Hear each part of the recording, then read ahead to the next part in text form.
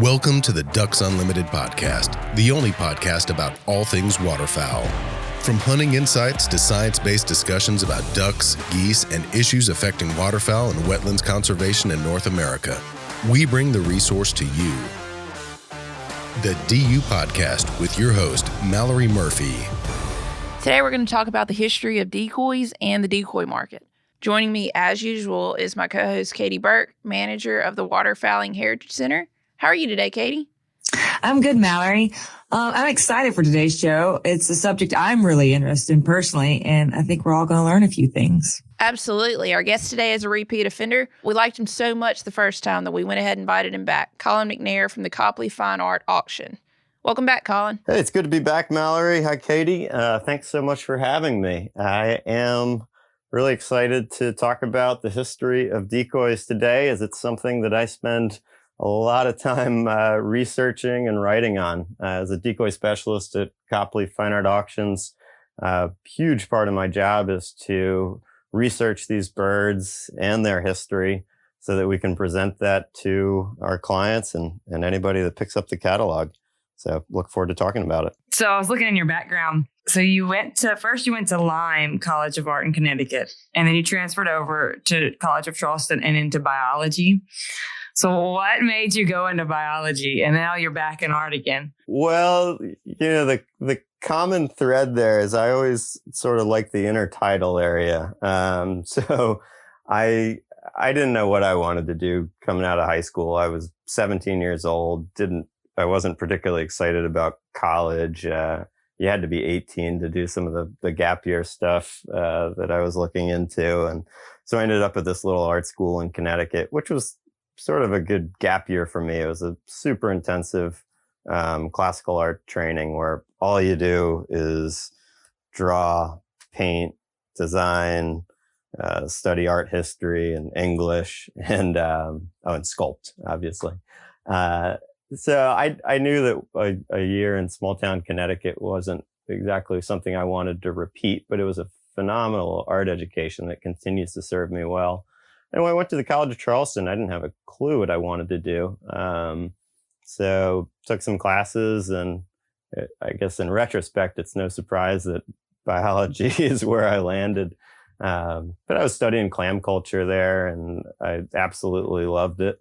Thought that's what I might get into, or actually oyster reef restoration.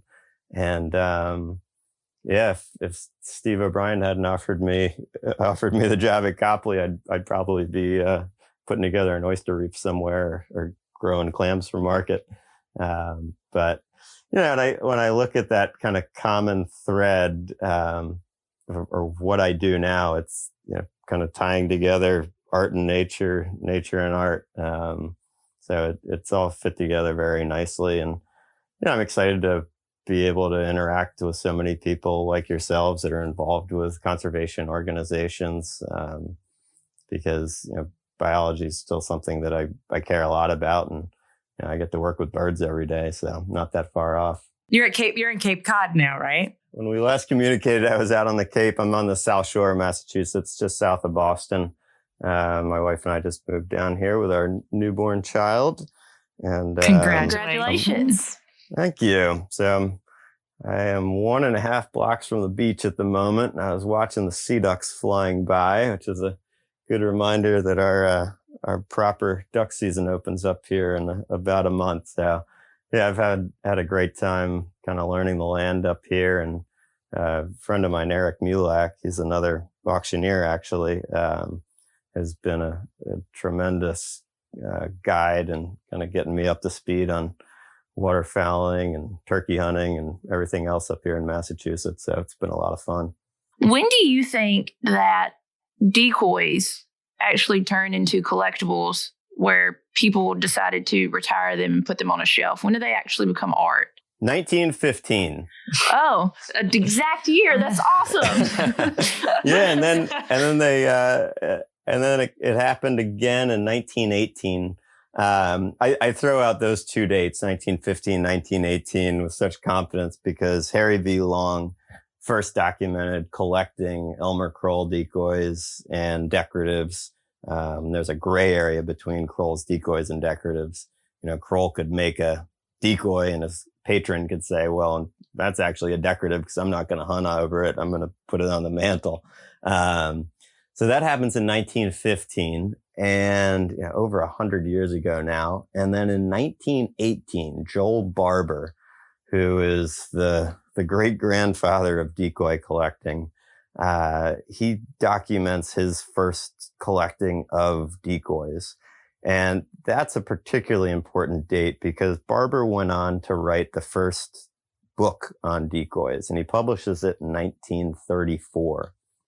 And to put that in perspective, the Ward brothers hadn't even carved their famous 1936 canvasback yet. And the next decoy books weren't going to come out until Mackey and Adele Ernest in 1965. So this guy's way ahead of his time. And his collection is actually pretty well preserved exceptionally well preserved up at the Shelburne Museum in Shelburne, Vermont. But that's a really important date. And what's interesting about the Barber date in particular is that 1918 was the year that the Migratory Bird Treaty Act was passed. And so that was the year that a lot of decoys went from being useful tools to being obsolete pieces of junk that were better for the fireplace than anything else. And I think that while I haven't seen Barber put that in writing, I think there must have been a connection there where he saw this huge shift in what a decoy was, and he recognized its beauty. The great thing about Barber really is that he's the perfect person to identify the decoy from multiple angles. So everybody knows that the American bird decoy is good for attracting American birds. But Barber was an architect, so he was always looking at the combination of form, function, and beauty. And so he was the perfect sort of ambassador to say, hey, this object is built well, and it can actually serve a second purpose of giving us enjoyment and telling us a story, as an architect, is trained to do. It's interesting that you bring up the bird treaty because also then you had market hunters who were doing that for a living, but then a lot of them switched over to primarily like guiding and carving. So it is a big shift right there in the history of decoys. And I wonder if that made them where people were kind of shelling out as many decoys they could just because they were trying to kill as many ducks as they could versus to making a better quality as to kind of stay in the market. If we look at the history of wooden bird decoys, it goes through a few different phases, and market gunners are a huge part of that. So a lot of the early hunters were, pot hunters. So they're hunting for the market, and they're hunting for their own table.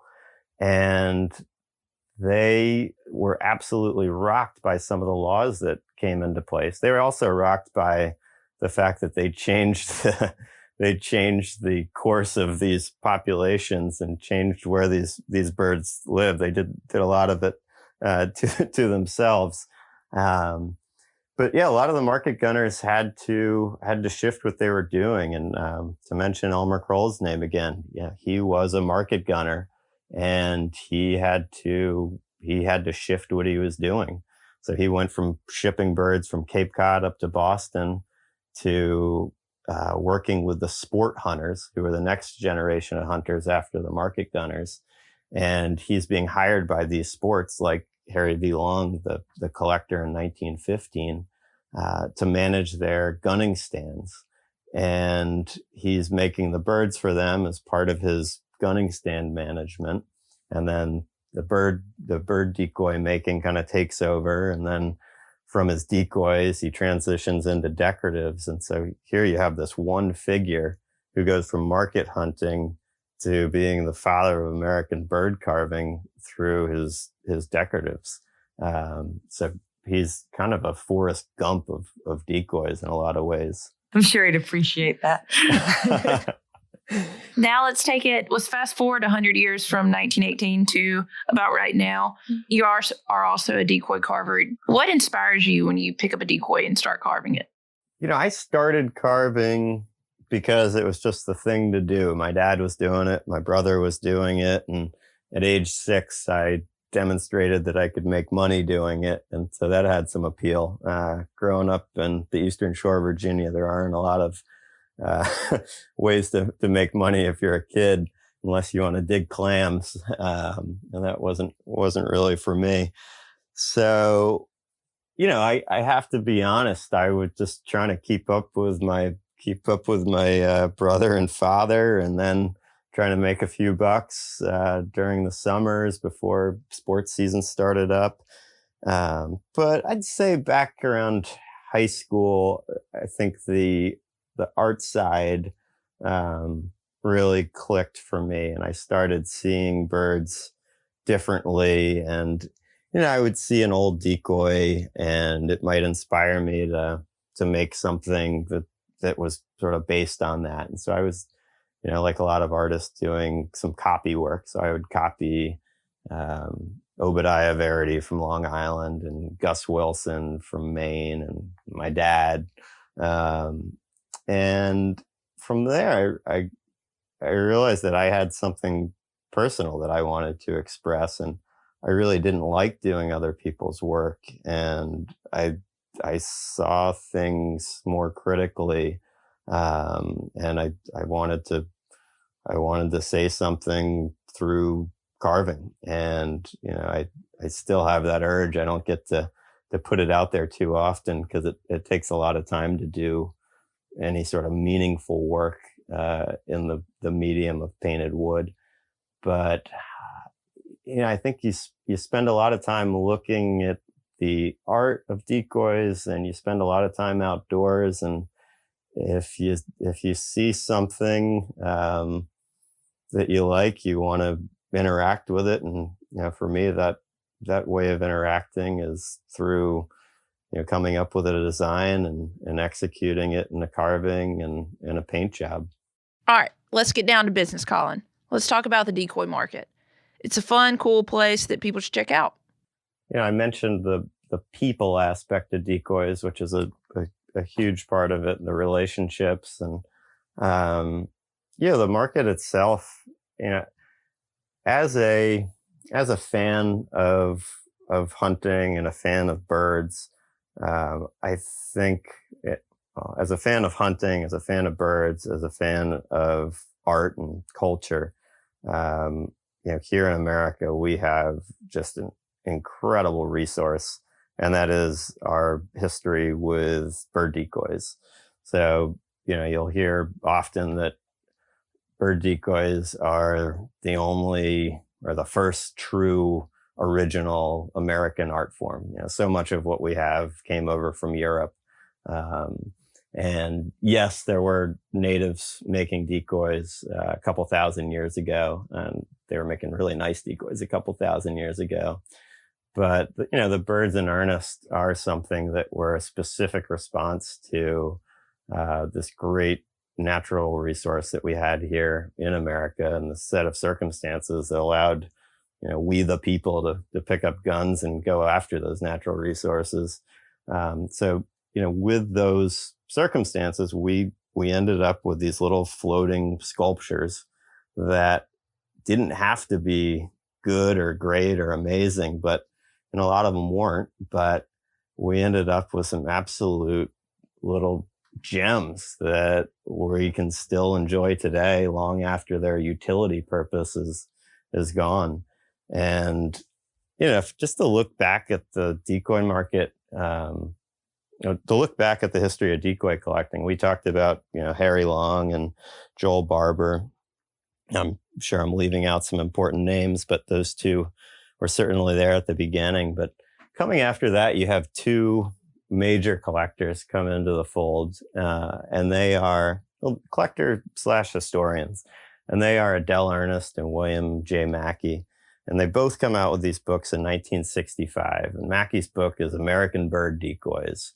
And he is very focused on the bird decoy as an object and as this kind of piece of history. And Adele Ernest is coming at it from the folk art side. And her book is titled The Decoy as Art. And Mackie had actually forgotten about that part of the bird, and I think added a chapter in the last minute to acknowledge that, yes, decoys could also be art. So that's in 65. And then Mackie drops dead not too long after. And his just incredible collection is a huge collection. It had some great birds and had a whole mix of stuff. Comes up to auction in 1973 and 74. And at that point, people had been collecting decoys, but they were just sort of trading them back and forth because, maybe, Mallori, you've got a rig of Harry Shord's plover, and Katie, you've got a rig of, Charlie Purdue mallards, and, what do you need 12 of each for? So you trade a few. And when the Mackie sales came up, it made things real in the marketplace. And the first $10,000 bird was sold, and some people were aghast at the time, but it really marked the start of the decoy market and decoys as a serious collectible that people should be paying attention to. And decoys they were discovered then, and they went on this just great ride of appreciation, actually internationally. They were going to World's Fairs. They were being exhibited around the country. And thanks to, Adele Ernest and Mackie, they're in the Folk Art Museum. They're in, the Museum of, the Fine Art Museum here in Boston now. They actually just made it to the Met back in 2000, Metropolitan Museum of Art back in 2012, which was a pretty big milestone. But we watched the market go from, we have a $10,000 decoy in 1973. The $100,000 mark gets broken in 1986, and it's not by a $100,000 decoy, it's by a $300 and some thousand decoy. And then, the auction market and the dealer market is just chugging along through the 70s and 80s. People are writing books left and right. Some of these carvers are still alive. And some of the people that at least knew the carvers are still alive. So there's this great sort of collection of information, collection of decoys, and sorting out. And what's fun now is we're coming into this more mature phase of decoy collecting where we pretty much know what we have to play with. We know what's in the box. We have a lot of the information, sorted out. We've got probably over 100 books dedicated to decoys to reference. We've got, over $10 million a year of decoys going through auctions. So we've got this vibrant marketplace to reference and interact with. And, I just love being involved with it because it feels like we have something that, yes, it's discovered, but it just feels like it has a lot more potential. And there's, based on the amount of low hanging fruit that, Steve and I are able to identify, and, some of the value we're able to add to decoys, it just gives me a lot of excitement and the potential that we have ahead. So yeah, I think it's an awesome place to play and participate. And yeah, it's just fun to share it with you guys and anybody else who likes waterfowl and birds and some pretty neat history. I mean, yeah, it is cool that the history is kind of finally coming together with the birds. Like you're getting to know more about what their provenance and getting to really. I kind of want to backtrack a little bit. Going back to the $100,000 mark when y'all hit it in the 1980s, do you think that had any correlation with the big economy boom in the mid to late 1980s and the 1990s, where the U.S. economy just started booming and everything was big and flashy? I was born in 1986, the year that decoy went off. So I can't comment specifically. But no, there's absolutely a tie between what's happening in the economy and what's happened in the decoy market. In 2004 through 2006, 2007, parts of 2008, there was a big bump there. And then, with the Great Recession, things slowed down. But what I'm finding now in the decoy market, post Great Recession, is that it's a marketplace that it's growing up, it's getting smarter, it's using more of the information that's available, and there's a lot of information available that's still untapped. And I feel like people are making more educated decisions in building their collections, and they're able to do that because the tools that we have at our disposal are better. I mean, Decoy Magazine is this publication that's been coming out for decades now, and they are a great resource for where the market is and what's been through the marketplace. And it's this tool that can give us a glimpse into what happens every year. I find particularly valuable. And then piggybacking on that, at Copley, we've put together the Decoy Database, which is every result that we've ever put through auctions since 2007 through today. We have, all four, or now we have 4 photos of each bird with a full write-up and a condition report. And you can see the auction estimate that we put on it. So what we thought it was worth, and then what the auction said that day, or what the market said that day. And so we have these great tools available where you can just say, hey, what's a Mark McNair plover worth with the carved wingtips, or what's an Elmer Kroll plover worth with the carved wingtips, and you can just search that up and just have this huge amount of information at your fingertips. And that's something that the early collectors couldn't even come close to.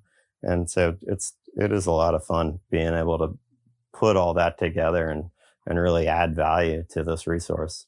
Speaking of the market, I'm sure you were shocked as well as everybody. And what do you think with COVID and everything? We thought we'd get a downturn, and it turns out it's kind of the opposite with auctions since. When COVID hit, I thought, oh boy, this is going to feel like, when I set up my desk on Newbury Street back in 2008.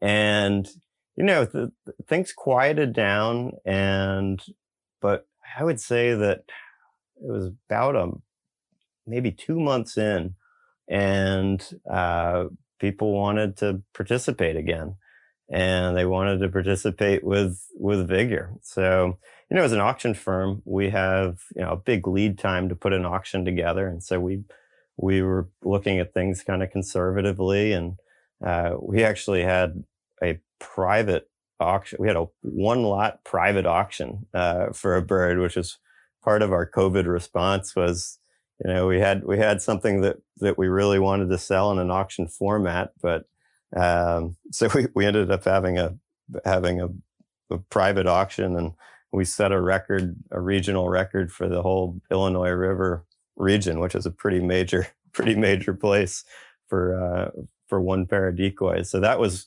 one way that we responded to COVID. But when we looked across the collectibles industry, and decoys were right in step with all sorts of other auctions that were happening, people really didn't miss a step. So we've been really fortunate, and I think there's a lot of ways to approach that, but I think the basic aspect is you can keep playing with your decoys and enjoying your decoys and buying and selling them from the comfort of your own home because of the tools, because of the iPhone, because of high resolution images, and because of the condition reports that we're writing up for the pieces now. So while people aren't out fishing and going on vacation, they're thinking, all right, well, what can I do? Oh, I can keep playing with decoys, and it's been something that we've been really, really fortunate to have keep going the way it has. And it's not entirely different than the reference back to 2008 and 2009. Copley saw increased growth from 2006, our first year holding an auction. That was before I was on board, all all the way through 2012. Our annual gross went up every year. So collectibles markets don't always trend with the broader markets in step. There's absolutely a connection, and we did drag down a little bit, after 2012. But we had a 2016. We knew things were picking up again. In 2017 and 2018, we held two of the most successful auctions ever with the Donald C. O'Brien collection. And, the O'Brien collection, we put up hundreds of decoy lots and averaged about $30,000 per lot. And to put that in perspective, a typical, if you look back at the last 10 years of decoy auctions, the average price per lot over the industry is probably closer to $3,000. So, people were participating at an order of magnitude higher over a sample size that, when you're looking at over 200 decoys, that's pretty significant participation. So, the market came back really confidently. And as I said before, I think people came back with a little bit more wisdom in 2017, 2018. We had a dynamite sale last February, good sale this summer, and we like the way that things are shaping up looking into the future right now. Since COVID shut so many things down, how can we scratch our itch for decoys? If you want some fun sort of what's happening in the world of decoys, while the shows are shut down during COVID, there are some books still coming out. So we just published A. Elmer Kroll, Father of American Bird Carving.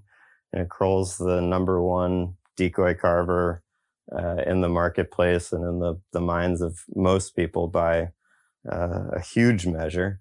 And the number two maker in the marketplace by the auction metrics has been Nathan Cobb from Cobb Island, Virginia. And a friend of ours, Dr. Lloyd Newberry, who's a sportsman, collector, author, is about to publish a book on Nathan Cobb, which I'm really excited to see.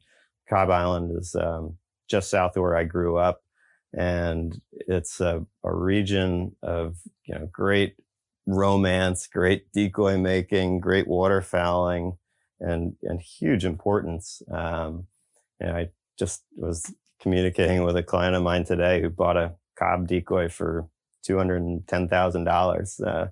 So there's some pretty serious interest in Cobb birds, and they didn't have their own book, which just started to seem a little odd. And I was thinking, how do I make that happen? Well, I don't think I'm going to be writing it anytime soon. But Lloyd stepped up a few years ago, and I'm really excited that scholarship is going to be coming out. So I just wanted to give Lloyd a shout out for that project. Well, Colin, thanks so much for joining us again. It's always nice to get to talk to somebody who is excited about this stuff as me. So we'll definitely have you on again.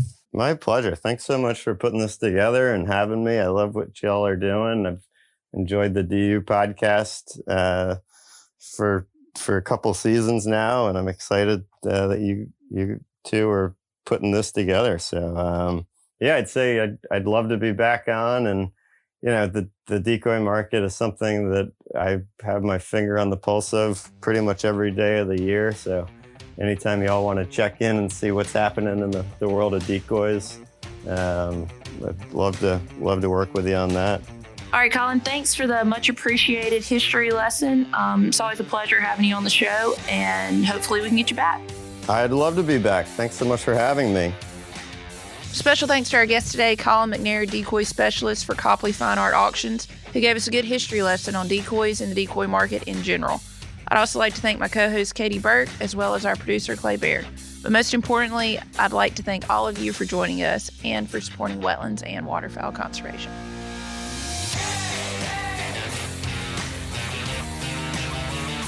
Thank you for listening to this episode of the DU Podcast.